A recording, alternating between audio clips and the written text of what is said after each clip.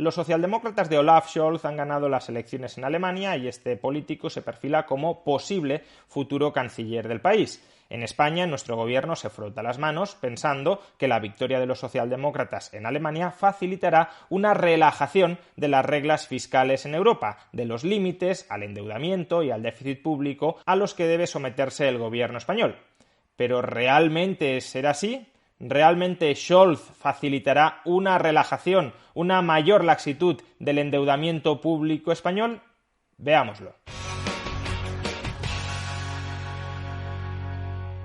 Ayer se celebraron elecciones en Alemania para escoger al sucesor de Angela Merkel y lo cierto es que estos comicios se seguían con bastante interés desde las altas instancias políticas españolas porque se confiaba en que el próximo canciller fuera a ser del Partido Socialdemócrata Alemán, más concretamente Olaf Scholz. ¿Y por qué había tanto interés en que el próximo canciller fuera Scholz? Pues porque se confía en que si el próximo canciller, el próximo líder de Alemania es del Partido Socialdemócrata, será más sencillo reformar las reglas fiscales dentro de Europa, el famoso Pacto de Estabilidad y Crecimiento, los criterios a cumplir dentro del Pacto de Estabilidad y Crecimiento, que son los que en última instancia pueden imponer políticas de austeridad a gobiernos tan hiperendeudados y tan deficitarios como el español. Es decir, se confiaba en que los socialdemócratas llegaran al gobierno para que desde España nos pudiéramos seguir endeudando más y más y más contra el crédito, en última instancia, no lo olvidemos, de Alemania.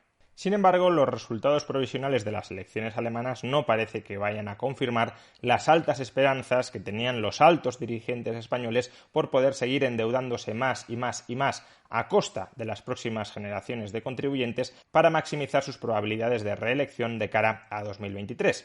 Si observamos cuáles han sido los resultados en los comicios de Alemania, veremos que ninguna coalición que alcance la mayoría parlamentaria en Alemania será una coalición especialmente favorable a relajar las reglas de austeridad.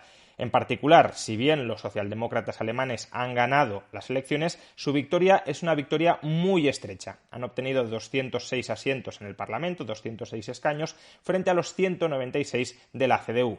Además, los verdes y la extrema izquierda de Die Linke, el equivalente a Podemos en Alemania, los que añoran la Alemania del Este, han conseguido resultados bastante malos. Es verdad que los verdes han mejorado frente a los comicios anteriores, pero las expectativas eran muy superiores a las que finalmente se han realizado, se han materializado.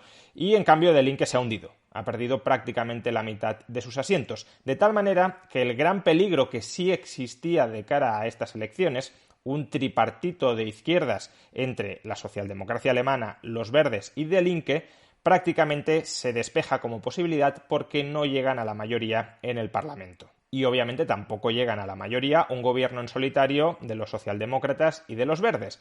Por tanto, las coaliciones políticas que permitirían alcanzar mayoría absoluta en el Parlamento se reducen a 5. Y como decía hace un momento, ninguna de esas 5 va a ser una coalición especialmente favorable con la relajación de las reglas de austeridad en el conjunto de Europa. Una primera posible coalición de gobierno sería la coalición semáforo, es decir, entre los socialdemócratas alemanes, color rojo, los liberales alemanes, color amarillo, y los verdes, color verde. En este caso se llegaría a la mayoría absoluta, pero recordemos que los liberales son muy partidarios de las reglas de austeridad tanto para Alemania como, por supuesto, para el resto de Europa. Por tanto, si están los liberales dentro de la coalición de gobierno, va a ser imposible que se relajen de manera apreciable las reglas fiscales en la Unión Europea. Segunda posibilidad, una gran coalición entre los socialdemócratas y la CDU, encabezada por quien esté encabezada, probablemente por los socialdemócratas, pero da igual. Si hay una gran coalición, no va a haber un cambio sustancial con respecto a la postura actual del gobierno alemán, porque no olvidemos que con Merkel ya operaba la gran coalición y, por tanto, la posición que tenía Merkel de cara a las reglas fiscales europeas.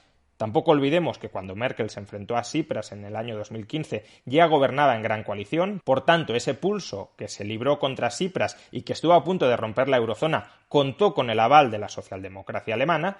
Pues bien, si en los últimos años ya se ha gobernado en gran coalición y las reglas fiscales no han cambiado de manera muy sustancial, salvo durante los años extraordinarios de la pandemia, no esperemos que vaya a haber más cambios de los que ya ha habido hasta el momento. Hasta aquí nos quedaríamos. Tercera posibilidad, coalición Kenia, entre los socialdemócratas, la CDU y los verdes. Realmente no es necesario que entren los verdes en esta coalición, por tanto, en principio, salvo que los socialdemócratas alemanes quieran justificar que siguen pactando con la CDU dándole un toque más verde a la coalición, sería una coalición innecesaria e improbable. En todo caso, aunque se termine dando, sería una coalición que tendría a la CDU dentro y que, por tanto, no permitiría grandes cambios en las reglas fiscales europeas. Cuarta posibilidad, coalición jamaica. ¿Qué sería la coalición jamaica? Pues la CDU, color negro, los liberales, color amarillo, y los verdes, color verde. Si se da esta coalición, que tampoco es improbable, porque los liberales han expresado una preferencia fuerte a pactar con la CDU y los verdes tienen una preferencia débil, no absoluta, a pactar con los socialdemócratas alemanes, por tanto se podría terminar inclinando la balanza en esta dirección, tampoco veremos una relajación de las reglas fiscales europeas. Es verdad que con esta coalición muy probablemente veamos un reforzamiento de las políticas ecologistas implantadas desde la Comisión Europea, porque si los verdes terminan pactando con la CDU, seguro que será a cambio de importantísimas cesiones por parte de la CDU, aparte de que la CDU ya es un partido en general bastante ecologista. No olvidemos que quien articuló el cierre de las centrales nucleares en Alemania fue Angela Merkel. Sea como fuere, aunque haya cesiones para alcanzar esta coalición política con los verdes, no serán cesiones en materia fiscal, salvo que sean cesiones en materia fiscal para financiar la transición ecológica. Eso sería lo máximo a lo que se podría llegar. Y no serían cesiones en materia fiscal porque la obsesión de los verdes no es tanto la fiscalidad, no son tanto las reglas fiscales, cuanto las políticas ecologistas. Y por último, tendríamos la coalición, a mi juicio, menos probable, que es una coalición entre los socialdemócratas, la CDU y los liberales. ¿Por qué digo que es la coalición menos probable? Porque si los socialdemócratas van a escoger algún socio de gobierno, serán los verdes, junto con quizá la CDU, pero nunca los liberales si son innecesarios. Y en este caso serían innecesarios. Es decir, sería una coalición de izquierdas escorada a la derecha que tendría muy difícil venta entre el electorado socialdemócrata. Por tanto, esta coalición prácticamente está descartada, pero desde luego, si se diera, tampoco sería ni muchísimo menos partidaria de relajar las reglas fiscales en Europa. En resumen, si Scholz llega a la Cancillería alemana, será con el apoyo o de la CDU o de los liberales. Y por consiguiente es improbable que ese apoyo sea a cambio de relajar las reglas fiscales en Europa. Y si no llegan los socialdemócratas, si llega la CDU a la Cancillería, estaríamos en el mismo lugar que hemos estado hasta el momento, con Angela Merkel. Por tanto, de nuevo, tampoco cabe prever importantes cambios en las reglas fiscales europeas.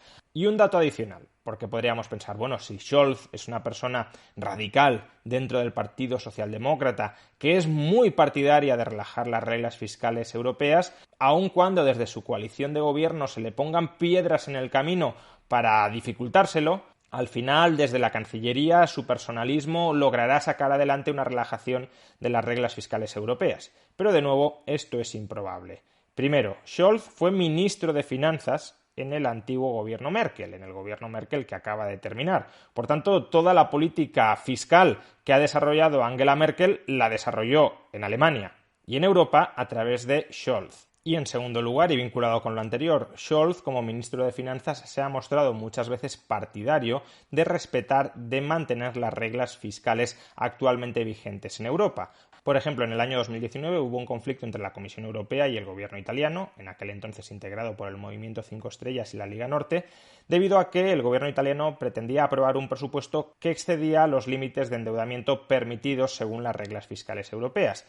Y en ese momento, Scholz se posicionó a favor de las reglas fiscales de la Unión Europea y en contra del gobierno italiano, diciendo que las reglas fiscales europeas no eran papel mojado que cualquier gobierno nacional se pudiera saltar, sino que era el compromiso que cada gobierno nacional europeo había alcanzado con los otros gobiernos nacionales dentro del club de la Unión Europea y que, por tanto, esas reglas fiscales debían ser respetadas por el gobierno italiano. Pero bueno, uno podría decir, quizá la pandemia ha cambiado la perspectiva de Scholz, porque durante la pandemia muchos gobiernos han considerado que sí era el momento de hiperendeudarse y quizá este shock externo ha llevado a un cambio de perspectiva ideológica del que puede ser el próximo canciller de Alemania. Y si bien es verdad que Scholz durante la pandemia criticó cualquier intento de aplicar una austeridad precipitada dentro de la Unión Europea, pero bueno, esa es la misma perspectiva que mantuvo Angela Merkel, ahí no hay diferencias. Cuando se le ha preguntado recientemente a Scholz si es partidario de revisar las reglas fiscales de Europa, tal como defiende, por ejemplo, el gobierno español, de nuevo, para que tengamos más margen para endeudarnos y cargar esa losa financiera sobre las generaciones futuras para que los irresponsables políticos actuales puedan maximizar el gasto y, por tanto, maximizar a corto plazo sus posibilidades de reelección. Cuando se le ha preguntado a Scholz si es partidario de relajar, de cambiar, de alterar las reglas fiscales europeas, ha dicho que no, que justamente la pandemia ha demostrado que esas reglas ya son suficientemente flexibles como para adaptarse a circunstancias extraordinarias como las que fueron la pandemia y que, por tanto, no hace falta ninguna relajación adicional de las mismas, que es partidario de que sigan siendo las mismas que hasta ahora. Por consiguiente, y por fortuna, parece que sea cual sea el próximo gobierno de Alemania, no habrá un gobierno partidario de relajar todavía más las reglas fiscales europeas, porque las palabras que hemos recordado de Scholz hace un momento son rigurosamente ciertas. El marco fiscal que tenemos en Europa ya es un marco extraordinariamente laxo, tan laxo como que ha permitido que España tenga un endeudamiento público del 120% del PIB. Por tanto, deberíamos aterrorizarnos de todos aquellos políticos, como los políticos nacionales, tanto de PSOE como de PP como de Podemos, que consideran que ese marco es insuficientemente flexible. ¿En cuánto querrían tener la deuda pública? ¿En el 140, 150, en el 200% del PIB? ¿O qué pretenden? ¿Consolidar este nivel de endeudamiento peligrosísimo en el 120% del PIB sine die? ¿Que Europa no nos pida que vayamos bajando ese sobreendeudamiento de manera más o menos acelerada para regresar a una zona de sostenibilidad fiscal? ¿Eso es lo que pretende nuestra irresponsabilísima clase política nacional? Pues esperemos que no se le conceda desde Europa ese privilegio de cargarnos a los ciudadanos con una insoportable losa de endeudamiento. Scholz o Merkel no representan ningún radical austericidio con el que se castigue a la economía española.